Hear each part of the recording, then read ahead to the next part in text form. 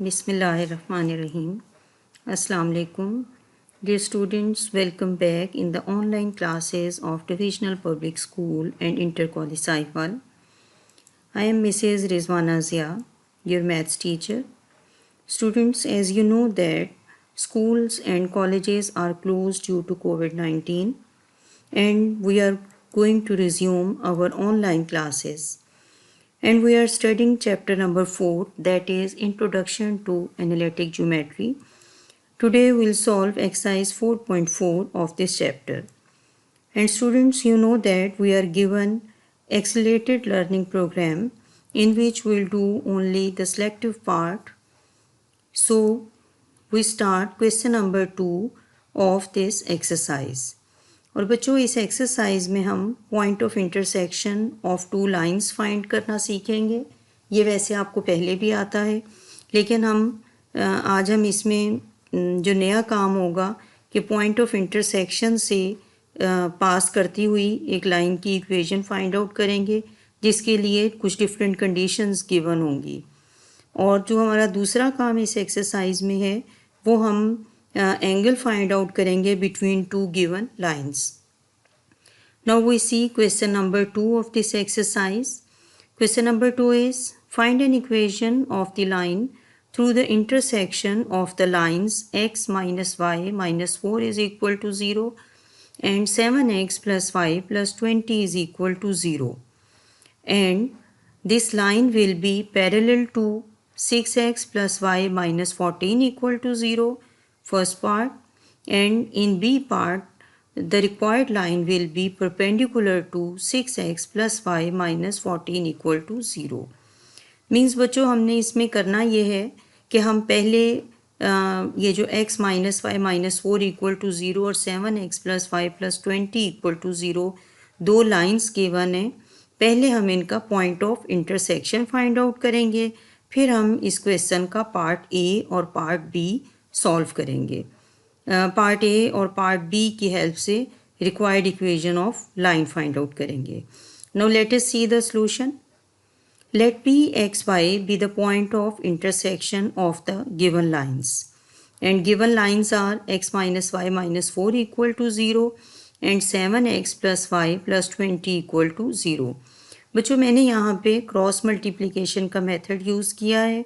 आप चाहें तो इक्वेटिंग कोफिशिएंट्स या एलिमिनेशन का मेथड भी यूज़ कर सकते हैं।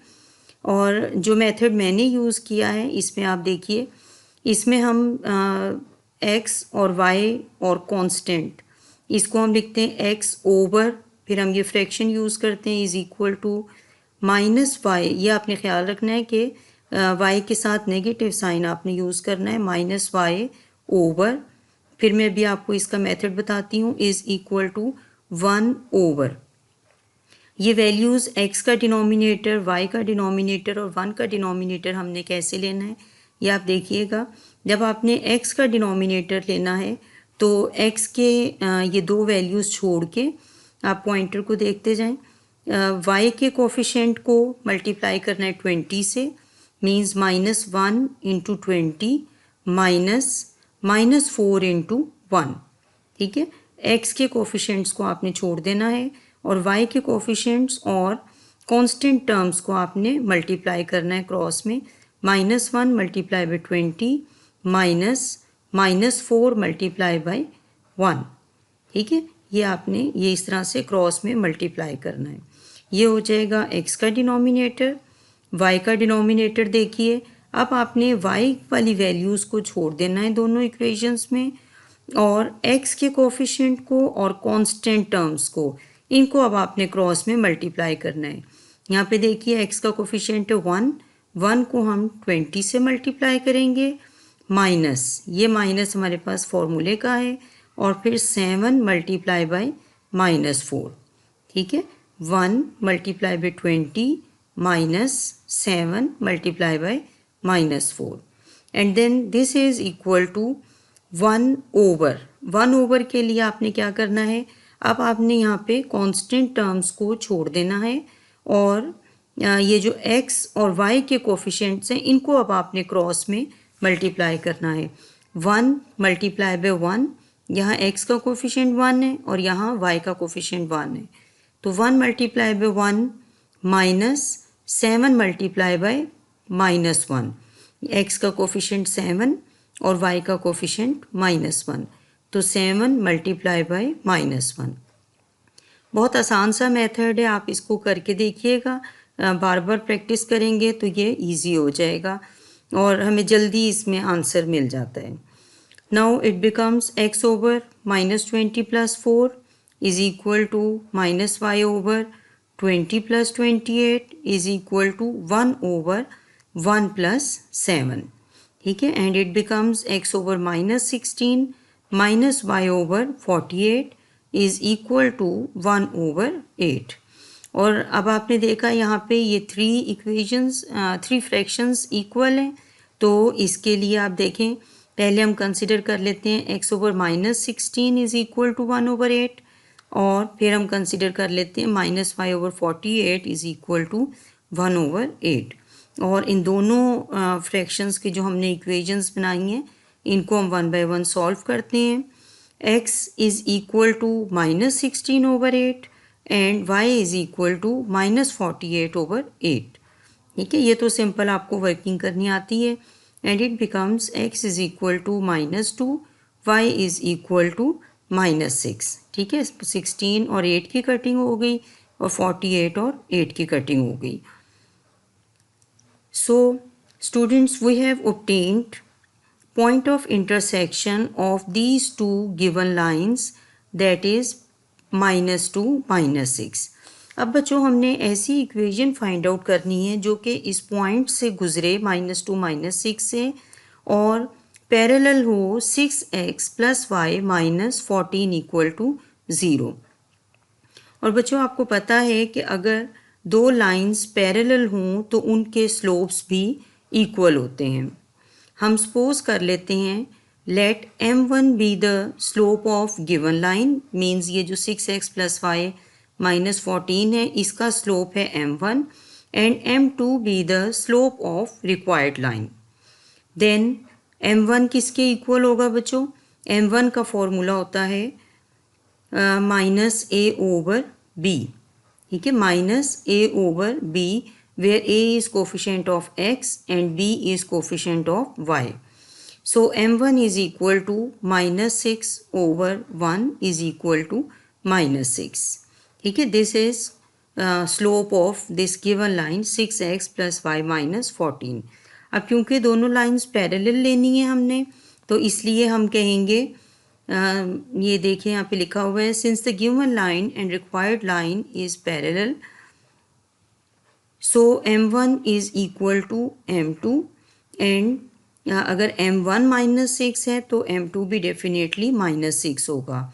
अब बच्चों हमारे पास एक पॉइंट है -2 -6 और स्लोप है -6, तो स्लोप पॉइंट फॉर्म हमारे पास है इक्वेशन की, y - y1 is equal to m2 into x - x1। इसको हम कहते हैं पॉइंट स्लोप फॉर्म, और इसमें अब हम x1 y1 को -2 -6 लेंगे और स्लोप को m2 is -6। Putting values in this equation we get y -6 is equal to -6 x -2। ये जो हमारे पास -2 और -6 की वैल्यूज़ हैं, ये हमने यहाँ पे पुट कर दी, and we get y + 6 is equal to -6 into x + 2, and we obtain y + 6 + 6x + 12 is equal to 0, and this is 6x + y + 18 is equal to 0। ठीक है, तो ये हमने ए पार्ट कर लिया, when 6x + y - 14 and 6x + y + 18 are parallel, means given line and required lines are parallel. Second part में हमने करना है कि रिक्वायर्ड लाइन गिवन लाइन के परपेंडिकुलर है। Since the given line and required line are perpendicular,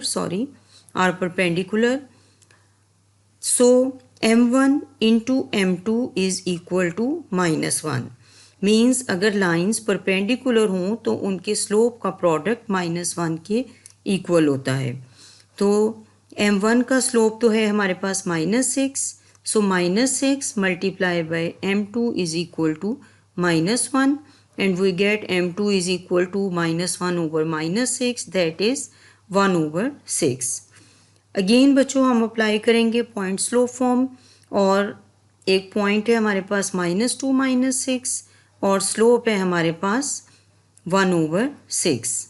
equation लिखते हैं y minus y1 is equal to m2 into x minus x1।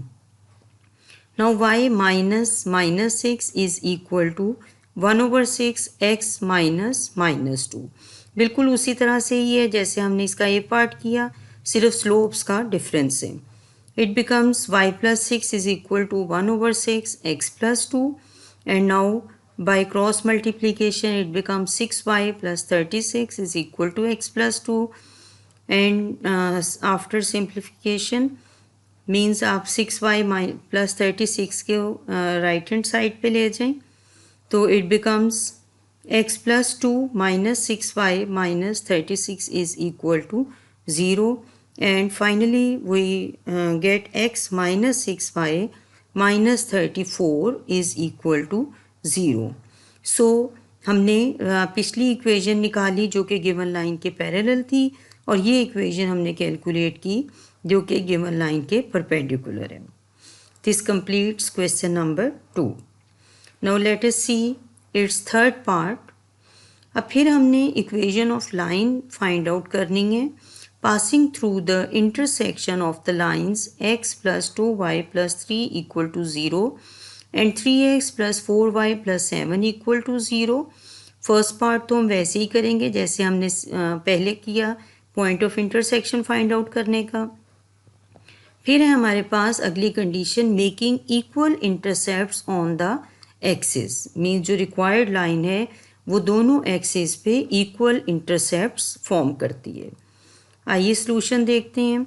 पिछले क्वेश्चन की तरह हमने पी एक्स वाई एक्सपोज कर लिया point of intersection of the given lines, और ये देखिए यहाँ पे मैंने दोनों इक्वेशंस को लिख लिया, x plus 2y plus 3 equal to 0 and 3x plus 4y plus 7 is equal to 0। और इसको भी बच्चों मैंने क्रॉस मल्टीप्लिकेशन के मेथड से ही कैलकुलेट किया है। आप इस मेथड को अटेम्प्ट करें, ये आपको भी इंशाल्लाह ईजी लगेगा। अब आप देखिए हमने उसी तरह से ही फ्रैक्शन लिख ली हैं, 3 फ्रैक्शंस लिख लेते हैं। फर्स्ट फ्रैक्शन के न्यूमरेटर में x, सेकंड फ्रैक्शन के न्यूमरेटर में y और थर्ड फ्रैक्शन के न्यूमरेटर में 1, और फिर हम इनके डिनोमिनेटर्स लिखते हैं। उसके लिए आप देखिए जब आपने x का डिनोमिनेटर लिखना है तो x के कोफिशिएंट्स को इग्नोर कर देना है और y के कोफिशिएंट्स और कांस्टेंट टर्म्स को क्रॉस में मल्टीप्लाई करना है, मीन्स 2 इंटू 7। ये देखिए पॉइंटर को देखिए आप, 2 इंटू 7 माइनस 3 इंटू 4, ठीक है, 2 इंटू 7 माइनस 3 इंटू 4। ये आपके पास x का डिनोमिनेटर हो गया, और ये याद रखिएगा कि y के साथ माइनस ज़रूर आपने लिखना है, माइनस y ओवर।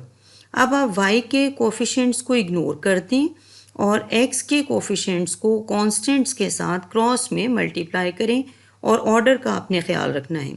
यहाँ से हमने फर्स्ट इक्वेशन के x के कोफिशिएंट को लिया, दैट इज़ 1, और इसको हमने सेकंड इक्वेशन के कांस्टेंट से मल्टीप्लाई किया, 1 मल्टीप्लाई बाय 7 माइनस, फिर सेकंड इक्वेशन का x का कोफिशिएंट लें और फर्स्ट इक्वेशन की कांस्टेंट टर्म लें, -3 इंटू 3, दैट इज़ 3 इंटू 3, फिर नेक्स्ट स्टेप में हम इसको 9 कर देंगे।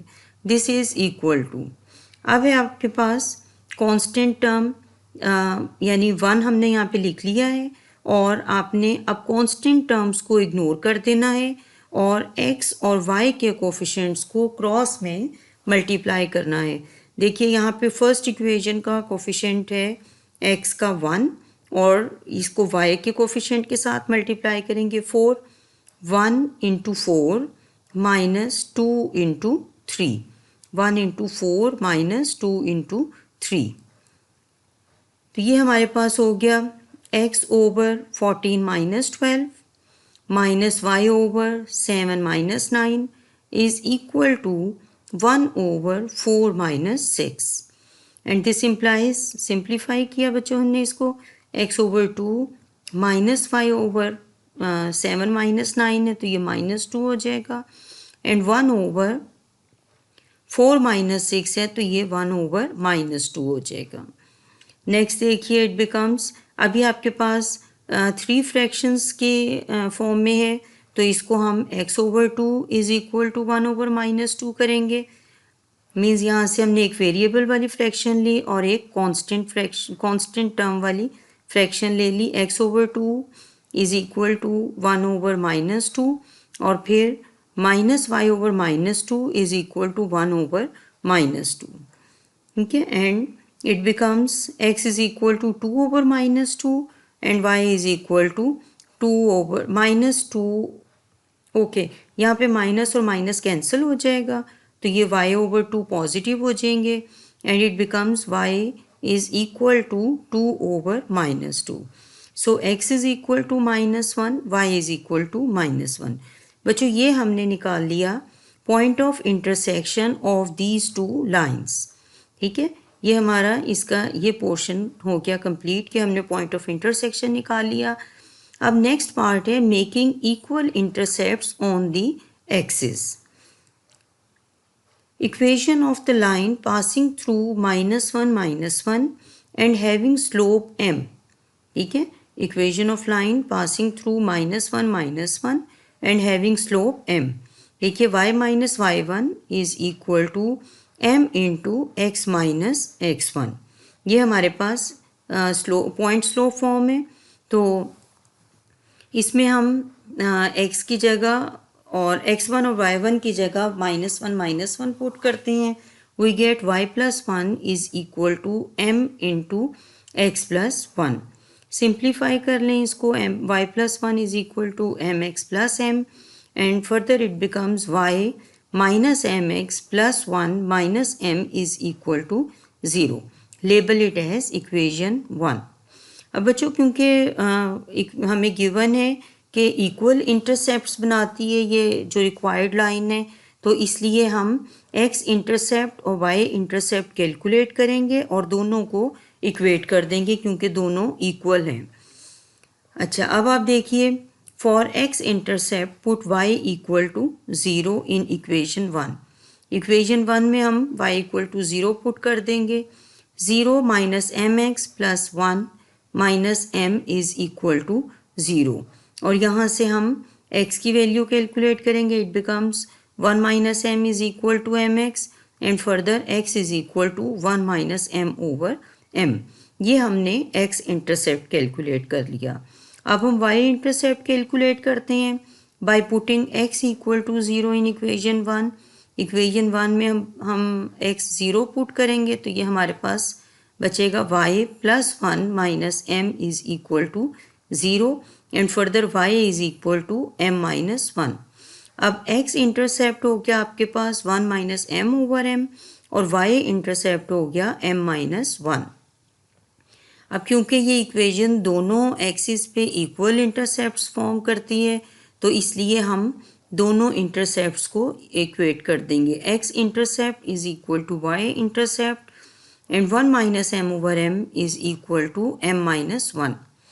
एंड सिंप्लीफाई करेंगे, m को मल्टीप्लाई कर देंगे बोथ साइड्स पे तो it becomes 1 minus m is equal to m square minus m and further इसको जब हम सिंप्लीफाई करेंगे we obtain m square is equal to 1.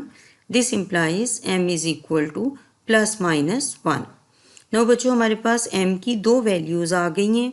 अब हम इन्हें 1 by 1 इक्वेशन 1 में पुट करेंगे ताकि हमारे पास रिक्वायर्ड इक्वेशन आ जाए. Now first we take m is equal to 1 put करते हैं इक्वेशन 1 में. We get y minus x plus 1 minus 1 is equal to 0. बच्चों ये 1 और माइनस 1 कैंसिल हो जाएंगे और हमारे पास इक्वेशन बचेगी y is equal to x. और स्टूडेंट्स आपको पता है कि y is equal to x is an equation which passes through the origin. ठीक है, और जो इक्वेशन ओरिजिन से पास करे वो किसी भी एक्सिस पे इंटरसेप्ट फॉर्म नहीं करती। सो इट मीन्स कि ये हमारी रिक्वायर्ड इक्वेशन नहीं है। तो अब हमारे पास m की दूसरी वैल्यू m इक्वल टू -1, वो हम पुट करके चेक करते हैं कि क्या सिचुएशन आती है। Put m is equal to -1 in equation 1। ये इक्वेशन 1 है, इसमें आप m इक्वल टू -1 पुट कर दें। We get y -1 into x plus 1 -1 is equal to 0.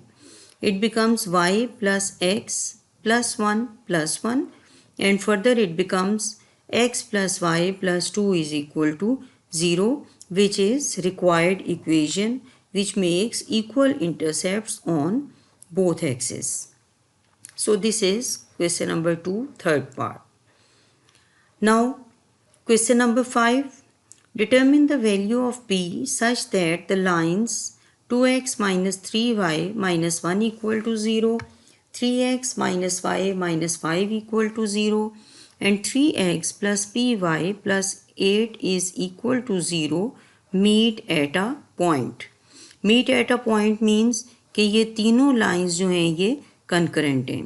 और बच्चों आपको पता है कि अगर 3 लाइंस कंकरेंट हों तो उनके कोफिशिएंट्स का डिटर्मिनेंट हमेशा 0 होता है।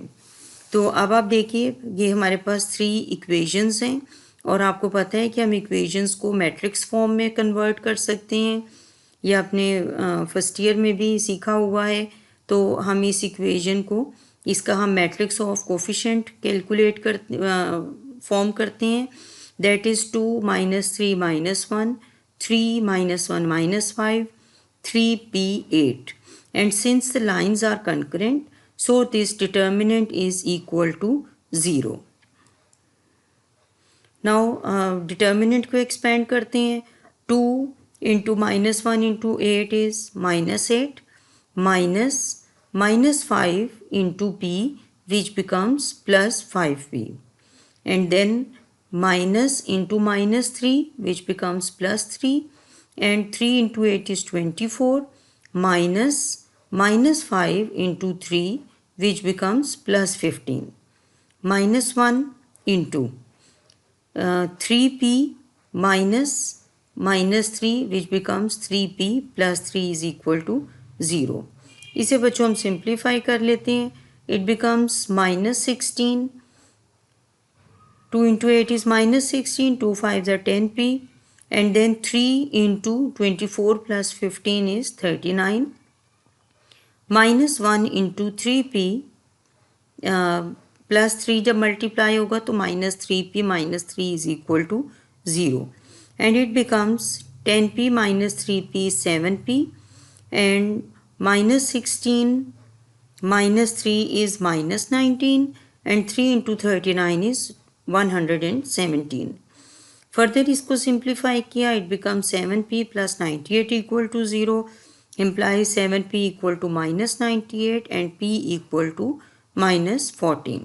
So the value of p is -14, and the given condition is the lines are concurrent. ठीक है, concurrent means ऐसी lines जो एक ही पॉइंट से गुजरती हैं। ठीक हो गया, तो इजी सा क्वेश्चन है और इम्पॉर्टेंट भी है। Now we see this theorem. Before solving the next question, we see this theorem. Let L1 and L2 be two non-vertical lines such that they are not perpendicular to each other. ठीक है, हमने दो intersecting lines ली हैं L1 and L2 जो कि perpendicular नहीं हैं। If m1 and m2 are the slopes of L1 and L2 respectively, then the angle theta from L1 to L2 is given by, ये देखिए यहाँ इसकी फिगर से इसको एक्सप्लेन करते हैं। You can see that this is line L1 and this is line L2, और L1 और L2 के दरमियान जो एंगल है वो है थीटा। और बच्चों आपने ये ख्याल रखना है कि angles are always measured in anti-clockwise direction. Positive angles are always measured in anti clockwise direction. और आप देखें कि यहाँ पे एंगल की डायरेक्शन दिखाई हुई है, L1 से L2 तक जो एंगल है वो एंटी क्लॉकवाइज डायरेक्शन में है। Now this angle is explained by this formula tan theta is equal to m2 minus m1 over 1 plus m1 m2। ठीक है, एंगल है L1 से L2 तक और इसको हमने लिखना किस तरह है, tan theta is equal to m2 minus m1 over 1 plus m1 m2। तो हमने इस थ्योरम को हमने इस फॉर्मूला को हमने नेक्स्ट क्वेश्चन में अप्लाई करना है, तो इसलिए इसको हमने पहले एक्सप्लेन कर दिया।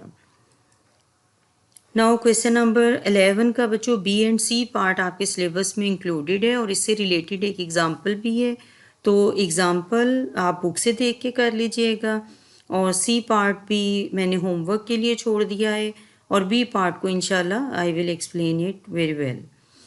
Statement is find the interior angles of the triangle whose vertices are A61, B27 and C -6, -7।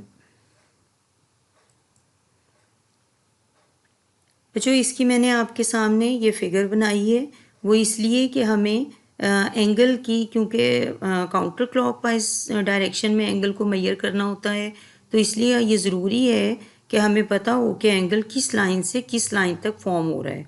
जैसे आप देखिए एंगल ए, अच्छा आपने ये करना है कि सिंपल आप चाहें तो ग्राफ पे ड्रॉ कर लें, अदरवाइज़ आप सिंपल फ्री हैंड ड्राइंग से भी आप इसको मीन्स आप खुद सिंपल पेपर पे ग्राफ ड्रॉ करके और इस फिगर को ड्रॉ कर लें। सिर्फ हमें ये आइडिया करना होता है कि एंगल कहाँ से कहाँ तक है। जैसे angle A is from A B to A C, ठीक है, एंटी क्लॉकवाइज डायरेक्शन में। Angle B is from side B C to B A, और इसी तरह से angle C is from side C A to C B. तो आप भी ये फिगर बना लीजिएगा और फिर उसको एंगल्स की कैलकुलेशन कीजिएगा ताकि फॉर्मूला में वैल्यूज़ पुट करने में आसानी हो। Let m1, m2, m3 be the slopes of the sides A B, B C and A C respectively. ठीक है, हमने ये इनके स्लोप्स के नेम्स ले लिए। नाउ m1 स्लोप बच्चों आपको कैलकुलेट करना आता है। अगर आपको 2 पॉइंट्स गिवन हो तो उसका स्लोप हम कैसे कैलकुलेट करते हैं, y2 minus y1 over x2 minus x1। अब आप देखिए m1 ए बी का स्लोप है, ये पॉइंटर देखिए ए बी का स्लोप है और इसका फॉर्मूला होता है y2, यानी y के कोऑर्डिनेट्स का difference that is 7 minus 1 over x के कोऑर्डिनेट्स का x कोऑर्डिनेट्स का डिफरेंस दैट इज 2 माइनस 6। ठीक है, y2 minus y1 over x2 minus x1। तो ये हो जाएगा 7 minus 1 is 6, minus 2 minus 6 is minus 4 is equal to minus 3 over 2। ये आपके पास आ गया ए बी का स्लोप। नेक्स्ट है बी सी का स्लोप। इसके लिए भी बच्चों हम सेम फॉर्मूला अप्लाई करेंगे, y2 minus y1 over x2 minus x1। B और सी के कोऑर्डिनेट्स को कंसिडर करें, यहाँ पे देखिए आप, ओके यहाँ पे देख लेते हैं, -7 ओवर -6 -2। ठीक है, y2 minus y1 over x2 minus x1। ये हमने इसको कैलकुलेट कर लिया, इट बिकम 7 ओवर 4। नेक्स्ट देखिए m3 slope of A C, और ए सी के कोऑर्डिनेट्स देख लीजिए, ये ए है और ये सी है। तो -7 -1 over -6 it becomes -8 over -12 and after simplification it becomes 2 over 3। ठीक है, ये हमने तीनों लाइंस के स्लोप कैलकुलेट कर लिए ताकि हम तीनों के एंगल्स को कैलकुलेट कर सकें, मीन्स ट्रायंगल के तीनों एंगल्स को कैलकुलेट कर सकें। Now angle A is measured from A B to A C. ये मैंने फिगर में भी जैसे एरो लगा के दिखाया हुआ है कि angle A is measured from A B to A C, और ए बी का स्लोप है m1 और ए सी का स्लोप है m3, और फॉर्मूला बनेगा m3 minus m1 over 1 plus m3 into m1 is equal to tan angle A. Tangent A is equal to this formula. और बस फर्दर बाकी तो सिंपल हमने वैल्यूज़ ही पुट करनी है, तो हमें इसका सॉल्यूशन मिल जाएगा. 2/3 is m3 minus 3/2 that is m1 over 1 plus 2/3 into minus 3/2. It becomes 2/3 plus 3/2 over 1 minus इनको मल्टीप्लाई कर लेंगे तो ये 3 2 6. चाहे तो आप इसे यहीं पे कटिंग करके 1 लिख लें, चाहे तो मल्टीप्लाई कर लें, तो 1 minus 6/6 and further it becomes numerator में हमने एलसीएम ले लिया 4 plus 6/9 और डिनोमिनेटर में बच्चों आप देखें 1 minus 1 दैट इज़ 0. और अब आपको पता है कि किसी भी फ्रैक्शन के डिनोमिनेटर में अगर ज़ीरो आए तो वो अनडिफाइंड होता है. और बच्चों tangent angle A is undefined, then what will be the measure of angle A. आपको पता है कि टेंजेंट 90 अनडिफाइंड हो जाता है, तो इसलिए हम लिखेंगे measure angle A is equal to 90 degree. ठीक है, measure angle A is 90 degree क्योंकि टेन 90 अनडिफाइंड होता है, इसलिए हम इसको एंगल ए को 90 डिग्री लेंगे. नेक्स्ट कैलकुलेट करते हैं angle B. Angle B is measured from B C to B A, जैसे अभी मैंने पहले भी आपको बताया. And tangent B is equal to, बच्चों बी सी का स्लोप है m2 और बी ए का स्लोप है m1, so it becomes m1 minus m2 over 1 plus m1 m2. And इसमें हमने स्लोप्स की वैल्यूज़ पुट कर दी -3/2 माइनस 7/4 1 प्लस -3/2 7/4 और न्यूमरेटर में एलसीएम ले लिया. LCM is 4 and it becomes -6 minus 7/4 और डिनोमिनेटर में भी हमने एलसीएम ले लिया.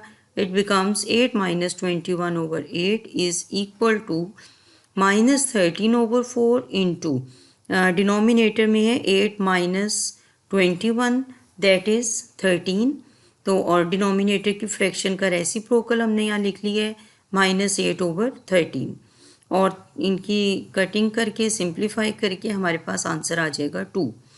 Tangent angle B is equal to 2. This implies that measure angle B is equal to 63.4 degree by taking tan inverse on both sides. ठीक है, and now angle C calculate कर लेते हैं. From C A to C B measurement है इस angle की. And tangent C is m2 minus m3 over 1 plus m2 m3 where m2 and m3 are slopes of C B and C A. m2 है C B का slope और m3 है सी ए का slope. तो इसमें भी बच्चों हमने वैल्यूज़ पुट कर ली और ये हमारे पास आंसर आया 1/2. Tangent angle C is 1/2. This implies measure angle C is equal to 26.6 degree. और बच्चों अगर आप वेरीफाई करना चाहें कि तीनों एंगल्स आपके पास ठीक आए हैं या नहीं, तो आप तीनों एंगल्स का सम कैलकुलेट करके चेक कर लें कि ट्राइंगल के एंगल्स का सम हमेशा 180 होता है. और आप देखिए हमारा एंगल ए 90, एंगल बी 63.4 और एंगल सी 26.6 और तीनों को अगर हम ऐड करें तो ये 180 है. इट मीन्स हमने सही कैलकुलेशन की है. Now students, let us see question number 15. The vertices of a triangle are A -2 3, B -4 1 and C 3 5. Find the center of the circumcircle of the triangle. आइए सॉल्यूशन देखते हैं इसका. Let Px be center of the circumcircle of the triangle. अब बच्चों आपको पता है कि circumcircle क्या होता है. Circumcircle is a circle which passes through the 3 vertices of the triangle. इसका मतलब ये सर्कल जो है पॉइंट ए बी और सी तीनों से पास करेगा. और हमने कहा कि P be the center of the circle. It means के आपको पता है कि सेंटर का सर्कल के तमाम पॉइंट से डिस्टेंस इक्वल होता है. So we can write distance AP is equal to distance BP is equal to distance CP. Means ये तीनों सेम सर्कल के रेडियाई हैं।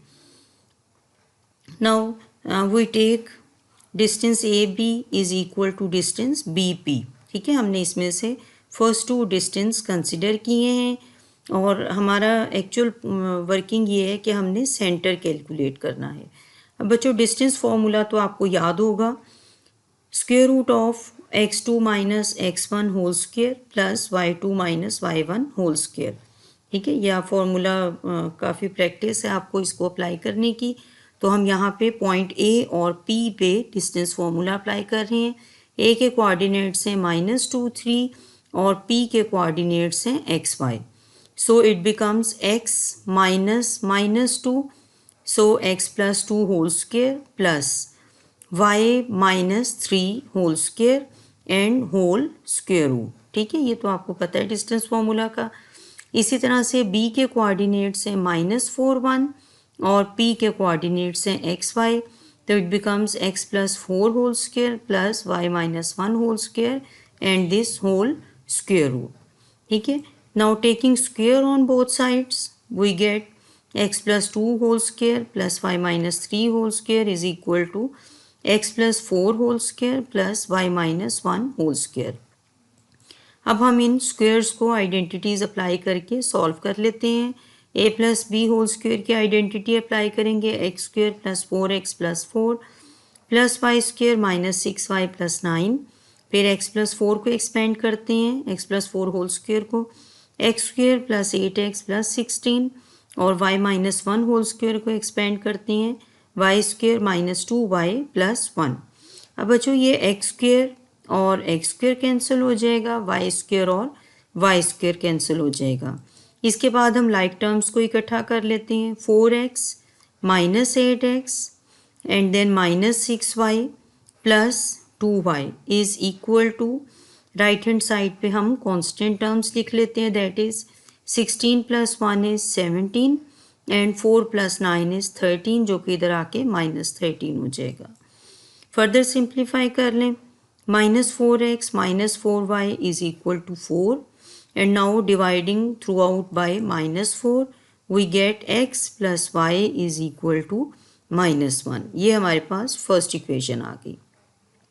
अब हम इसमें से नेक्स्ट कोई से भी दो डिस्टेंसेस को कंसिडर कर लेते हैं। So we take A P distance is equal to distance C P और इस पे भी हम डिस्टेंस फॉर्मूला अप्लाई कर लेंगे। लेफ्ट हैंड साइड तो जो हमने पहले कैलकुलेट की वही है, राइट हैंड साइड पे c के कोऑर्डिनेट्स हैं 3 एंड 5, तो ये बन जाएगा x minus 3 whole square plus y minus 5 whole square and whole का स्क्वायर रूट। दोबारा बोथ साइड्स का स्क्वायर लें, स्क्वायर्स एक्सपेंड करें एंड फर्दर ये हमने जिस तरह हमने पिछले पार्ट में किया इक्वेशन 1 की वर्किंग के लिए, उसी तरह से यहाँ पे भी किया और x square minus x square cancel हो जाएगा, y square minus y square cancel हो जाएगा। फिर हमने ये लाइक टर्म्स ले ली हैं, 4x plus 6x and minus 6y plus 10y is equal to, यहाँ पे कांस्टेंट टर्म्स हैं, 9 प्लस 25 इज 34 एंड 4 प्लस 9 इधर आके -13 हो जाएगा। Now it becomes 10x plus 4y is equal to 21, equation 2। अब बच्चों आपके पास इक्वेशन 1 एंड 2 हैं, आप कोई भी मेथड अप्लाई कर लें, इक्वेटिंग कोफिशिएंट, एलिमिनेशन या क्रॉस मल्टीप्लिकेशन, तीनों में से कोई भी मेथड अप्लाई करके इक्वेशन 1 एंड 2 को साइमल्टेनियसली सॉल्व कर लें।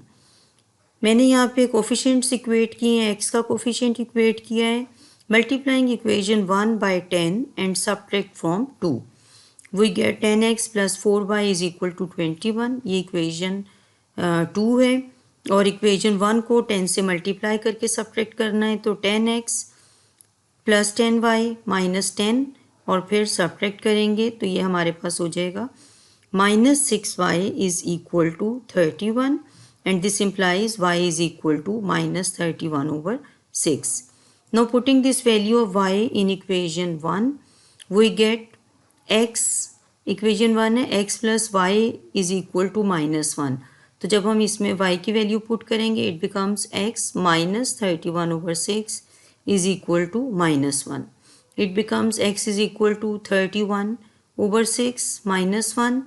Taking LCM, we get 25 over 6. Hence, 25 over 6 minus 31 over 6 is the center of the circumcircle. And बच्चों ये हमारे पास एक इजी वे था जिससे हमने सर्कमसर्कल का सेंटर कैलकुलेट किया. इसके अलावा भी एक और मेथड है. वो मेथड है आपके पास कि आप परपेंडिकुलर बाइसेक्टर्स की इक्वेशंस कैलकुलेट करें और फिर उनका पॉइंट ऑफ इंटरसेक्शन कैलकुलेट कर लें, तो वो भी आपको सर्कमसर्कल का सेंटर मिल जाता है. सर्कम सेंटर मतलब मिल जाता है आपको. ठीक है. This is all about today's lecture. I hope you got all the questions which we have done in this lecture.